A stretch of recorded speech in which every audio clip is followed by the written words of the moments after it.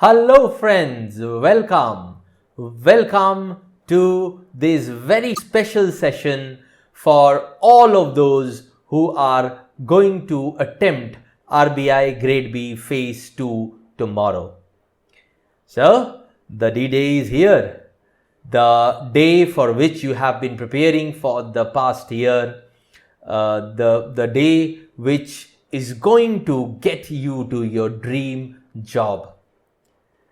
Now, what is today's agenda? You see, today I'm not going to discuss any academics with you. Today, my purpose is not to give you gyan related to what questions you should do or what concepts you should revise. No. That's not in today's agenda. This lecture has only one agenda, and that is make us prepared in our mindset, attitudinally, make us geared up for tomorrow, for the biggest day of our career. Okay, right? So that's the idea. And how are we going to do that? We are going to do that by sharing with you some last minute tips. And to be exact, 5 last minute tips. I'm going to share with you 5 last minute tips that can ensure that you take the paper in such a way that you are competitively at a beneficial position, at a better position than your competitors.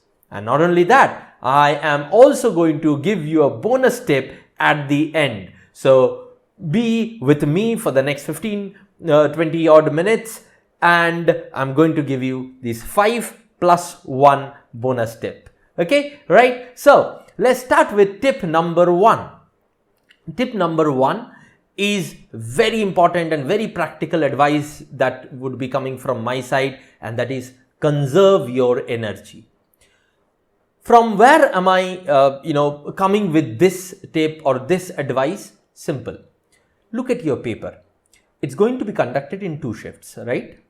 The first shift, the morning shift, is going to be paper 3, which is finance and management. There will be 30 minutes of objective paper and 90 minutes of descriptive paper, right? That's the overall structure. So 120 minutes, 2 hours. Then there would be a break, and after the break there would be an afternoon shift. And in the afternoon shift, you will have first paper 1, which is economics and social issues, where they would be repeating the pattern that you have got in finance and management, which is 30 minutes of objective and 90 minutes of descriptive. Okay, and the shift does not end here. The shift gets over after the next paper, and that is paper number 2. So in the afternoon shift, you have 2 papers, paper 1, paper 2. Paper 1 is ESI, paper 2 is English writing skills. So if you look at the afternoon shift, it is 120 minutes plus 90 minutes, 210 minutes. That means 3.5 hour shift. So 2 hour shift in the morning, 3.5 hour shift in the afternoon, and you have a 5.5 hour mammoth paper.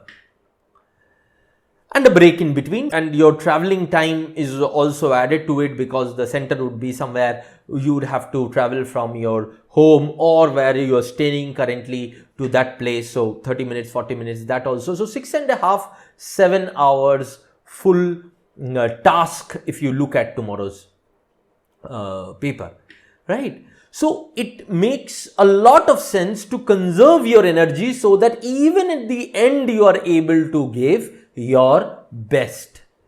It's that practical advice that would help you to create an edge over others. Why? It's just like, I'll tell you a analogy.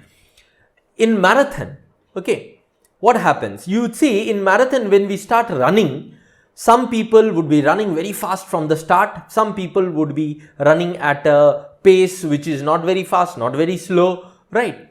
And some people would be running very slow. So eliminate the people who are running very slow. But those people who have started very fast, they are motivated to win. No doubt about it. There is no problem with their intention.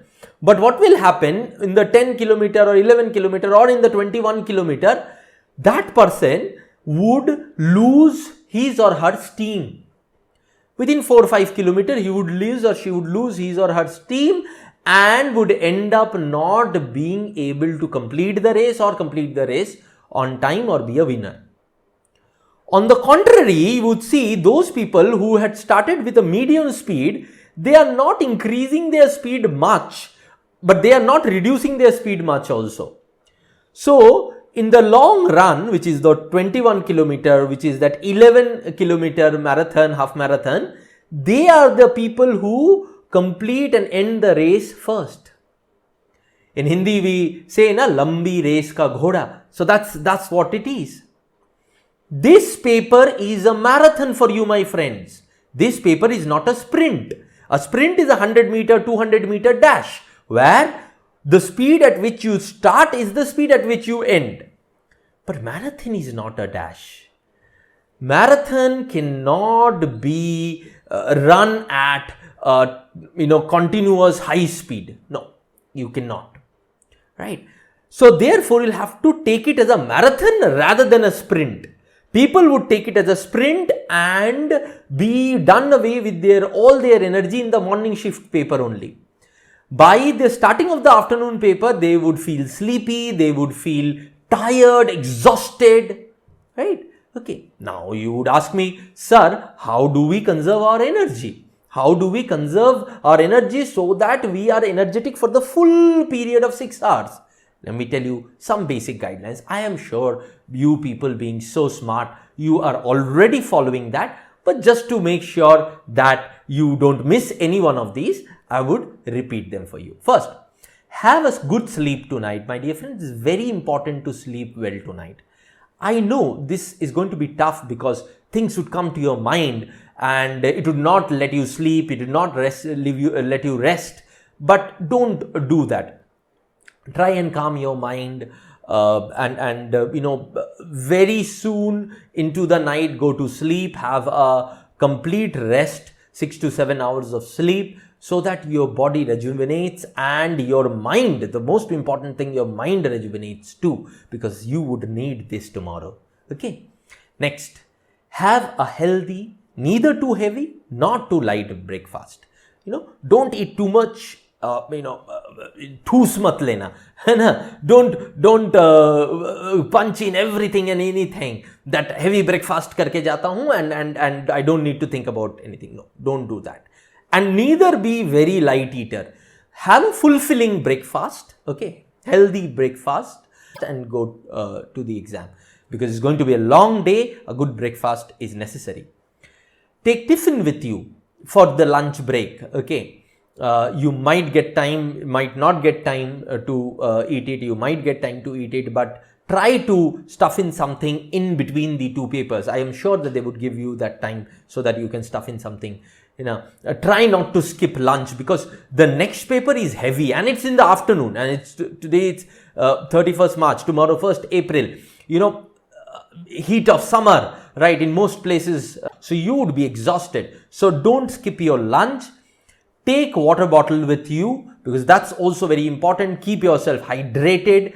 These may seem so, stupid advice at this stage of your preparation and last day before the exam. But my dear friends, let me tell you, many wars are lost not because the soldiers cannot fight, because they are not having the right resources. These are going to be your right resources for tomorrow. Okay.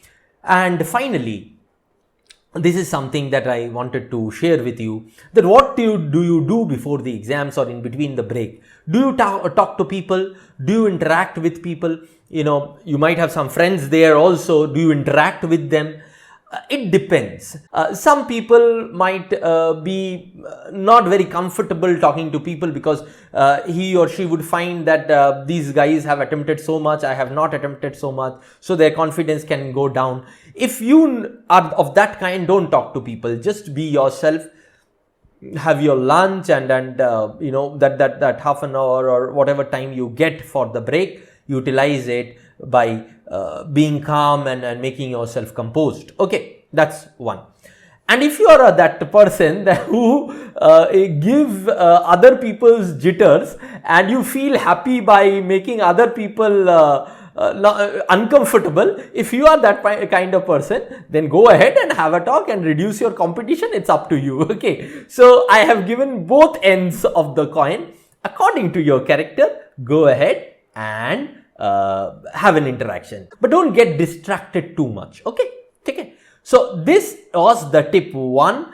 Very important, take care of these, and I will tell you, if you take care of this, a person who does not take care of this would feel the effects, negative effects of that, surely. Okay.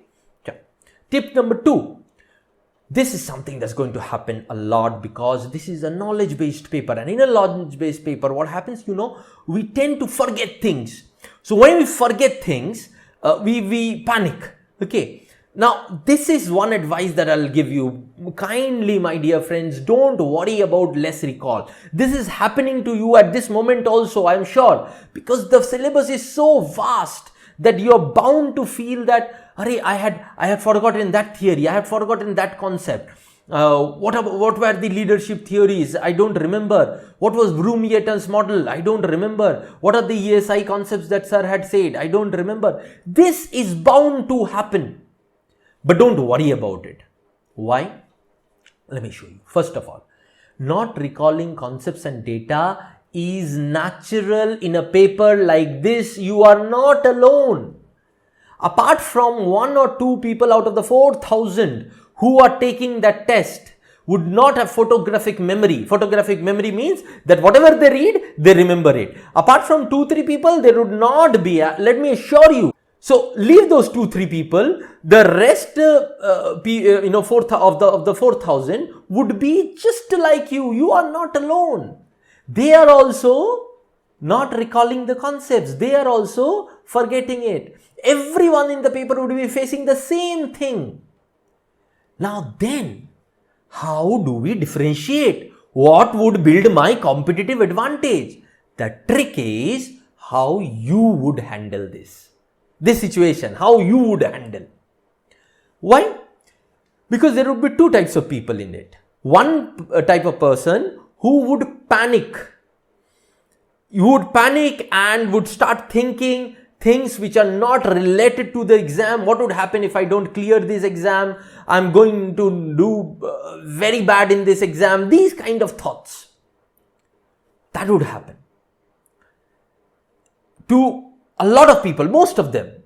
And there would be a minority who would be very focused on their job. They would attempt what they can do. They would leave what they cannot.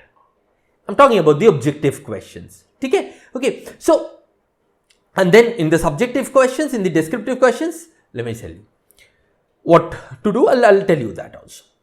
Please understand, in objective question, I repeat it, don't get emotionally involved with the question. Even if you have seen a question, even if you know the answer to that question, but for some reason, you are not able to recall that, mark it for review and move ahead. Don't let that one question ruin your full paper. Okay? Don't do that in objective paper. And in subjective paper, make use of what you know. Let's say there is a question on leadership theory and you do not actually recall what that theory was, but you have a basic vague idea about it.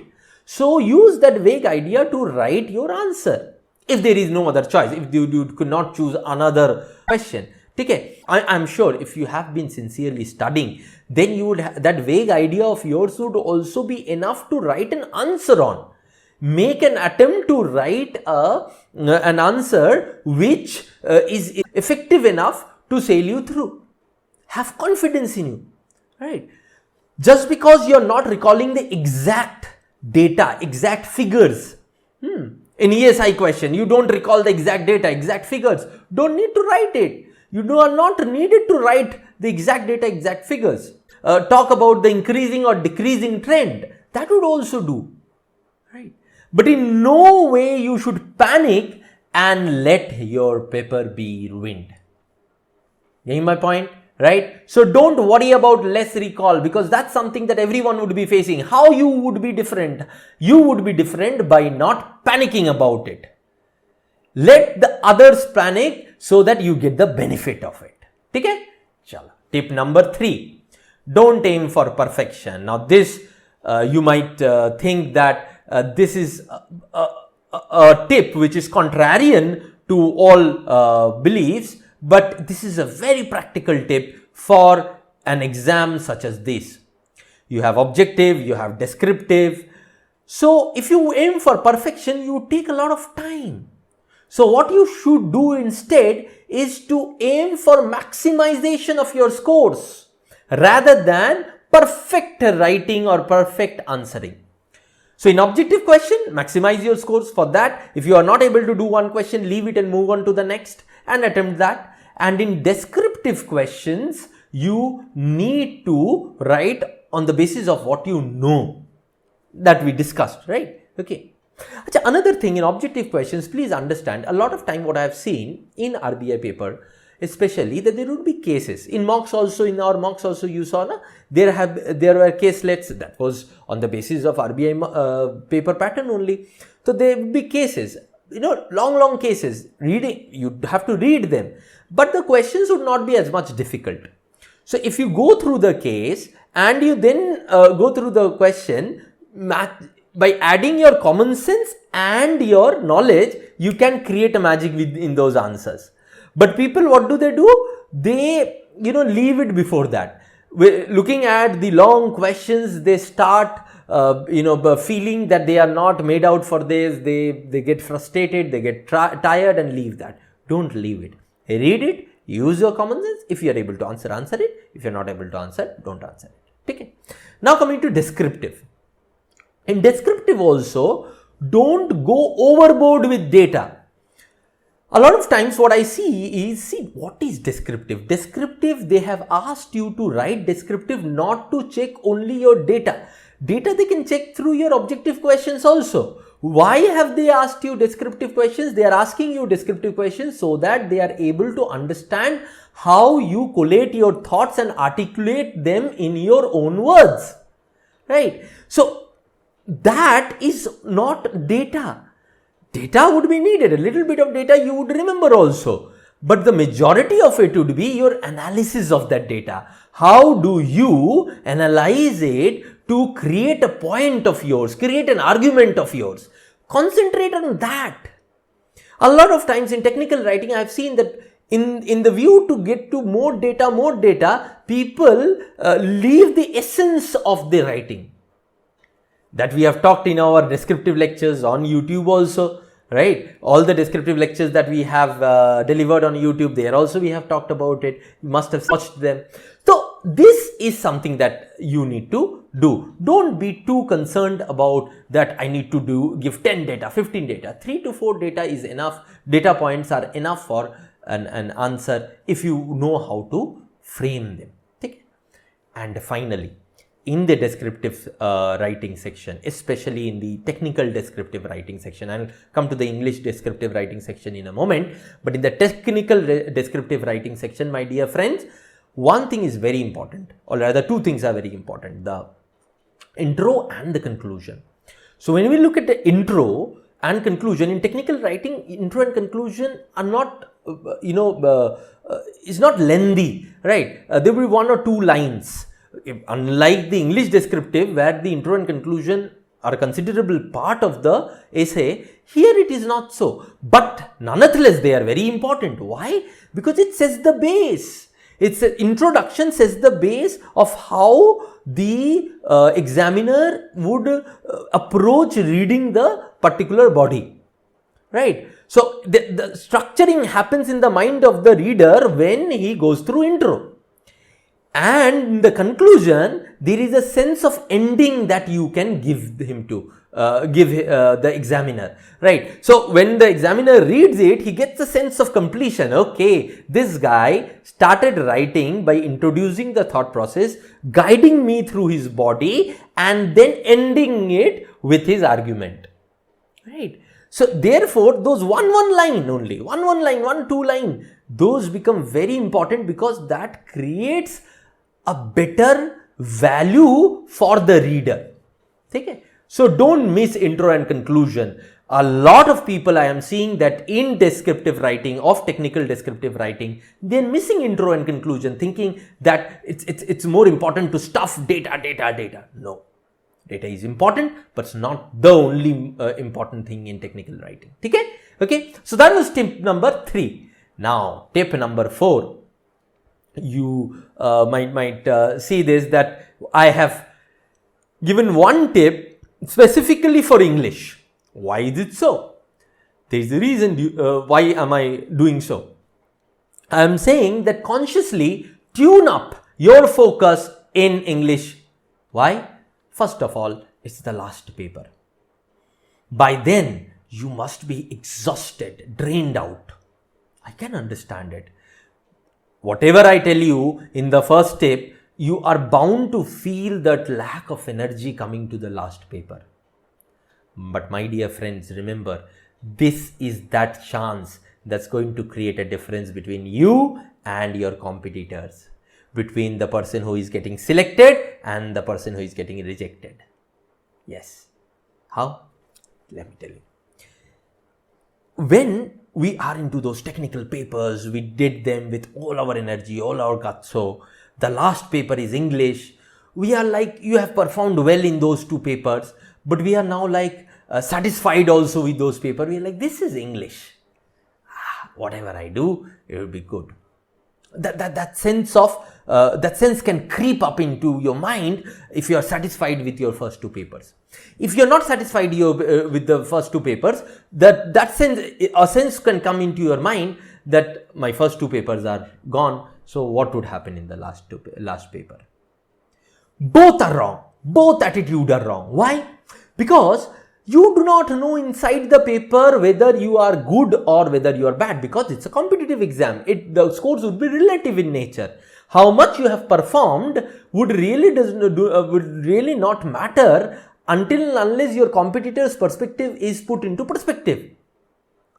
Okay? Right? So this is important, and therefore giving the best in all the 3 papers is something which is our primary goal tomorrow.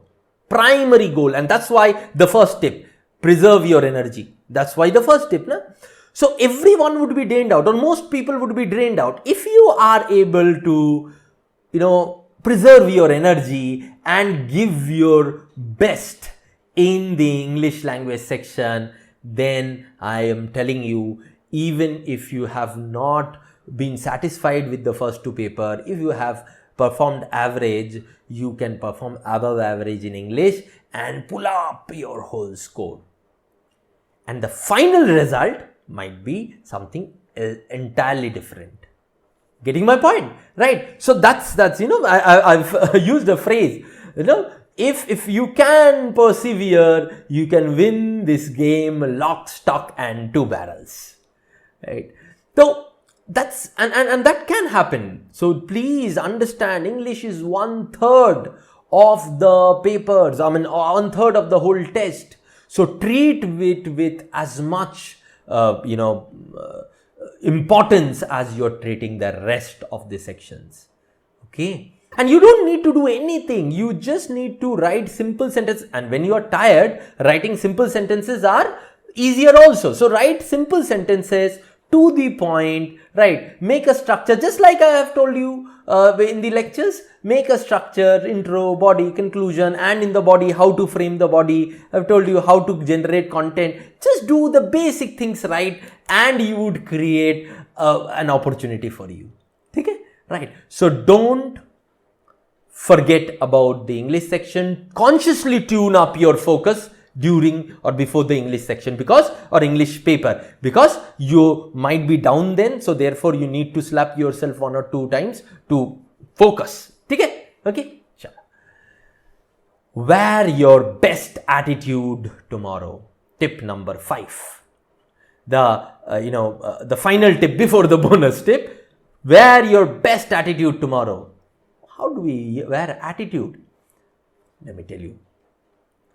This paper, or for that matter, any paper, And this paper especially is 50% knowledge and aptitude, but 50% your attitude. Why so? Let me show you. Dealing with retention issues, attitude. Dealing with leaving questions, being able to leave question, not getting emotionally involved with the questions, that's a part of your attitude. Achha. Time management within the section, in all sections, attitude, right? Not getting too much carried away on one question, especially in descriptive. This happens now. The first question I gave 40 minutes time, and then I am not left with much time. This happens, right? Don't let that happen. Then, not thinking again and again about how much you would be scoring. This is something that also happens, that we start thinking again and again about if we don't do this correctly, what would be our score. Don't think about results and scores inside the paper, my dear friend. No, don't do that, right? Think about them after you have come out of the paper, not inside the paper. Inside the paper, you just focus on the questions, doing them, leaving them, writing them, plus just that. Not panicking about pattern change. This is something that's happening, left, right, center. That pattern has changed. Arre Baba, pattern has changed for everyone, na? So if you are also among those people who are panicking, then how would you create a competitive advantage for you? You will not be able to create a competitive advantage for you, would you be? No, right? So don't panic about pattern change. Remember, half of them have already having a failed attitude. Why? Because see, many, with the kind of phase 1 paper that had come, many people who were not expecting to clear, phase 1 and therefore have not prepared for phase 2 sincerely, they have cleared phase 1. The vice versa have also happened, but your competitor are those people who have cleared phase 1. Now, they were never prepared for phase 2, and the 20 days, the 20 days that they have got after phase 1 result, they have not put in much effort in there also. So that competition is out, right? And from the rest 50%, there will be another half which would be failing themselves in one of these attitudinal problems. Yes. Right? They would panic about pattern change. The only thing that they can do in the examination hall is crib about the pattern change, or they would be, panicking when they look at a question and is not able to manage their time. They are bound to fail in one of these attitudinal loophole and in attitude. They were going to fall in these attitudinal traps. If you can ensure that you do not fall into that attitudinal trap, your competition gets halved again. So out of 4,000, 2,000 remain, and out of these 2,000, another 1,000 gets out. So only 1,000 remain. So your actual competition gets into that 1,000 range. So you have, just by keeping a right attitude, you have reduced your competition by a margin. Okay, right? So the last boy or the last girl standing, he or she automatically gets a better opportunity to succeed in this paper. That's why wear your best attitude. Now, wear your best attitude means not getting into these traps and being confident in yourself. If you have studied sincerely, just let it be. Let your body and brain take the control of you, and you get inside the paper and enjoy it. And that's our bonus tip of today. Enjoy the paper, my dear friends. Enjoy the paper wholeheartedly, because that's is something that's going to create a lot of difference, believe me. And why should you not? It's a privilege to be in the top 4,000 of this country, right? You have qualified the phase 1 and at the top 4,000. That's a thing to be proud of, and therefore enjoy this opportunity to take this paper. And when you enjoy something, your best automatically comes. Your best automatically comes, right? And here is where I would end with a short story from Mahabharata. Balram was considered one of the best fighter, mace fighter of that period. Okay, though Krishna is whom we look at as a philosopher, but Balram was his elder brother, was as much a philosopher himself, right?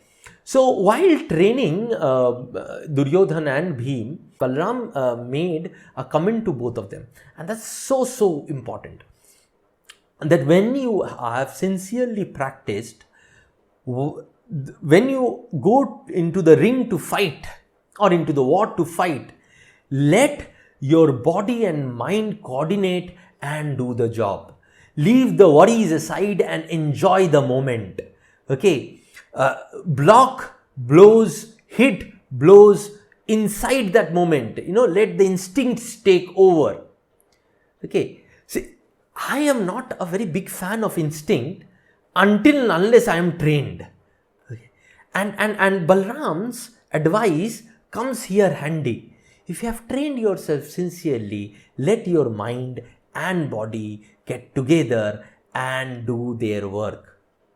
And to let them do their work, you will have to enjoy the paper in that moment. If you are able to do that, then you would automatically give your best. Your best would automatically come from your inside. Okay? You don't have to give extra efforts for that. Okay? So this is my bonus tip. Enjoy the paper. Enjoy the paper with your whole heart. And when you come out of the paper in the evening, you just have this feeling, maza aa gaya, right? I enjoyed it thoroughly. The RBI Grade B Phase 2, I enjoyed it thoroughly. Okay, so that would be all for today. Hope you have a gala day tomorrow and you rock tomorrow with all your might and all your strength. Hit tomorrow in such a way that every ball goes out of the boundary. Thank you very much and all the best.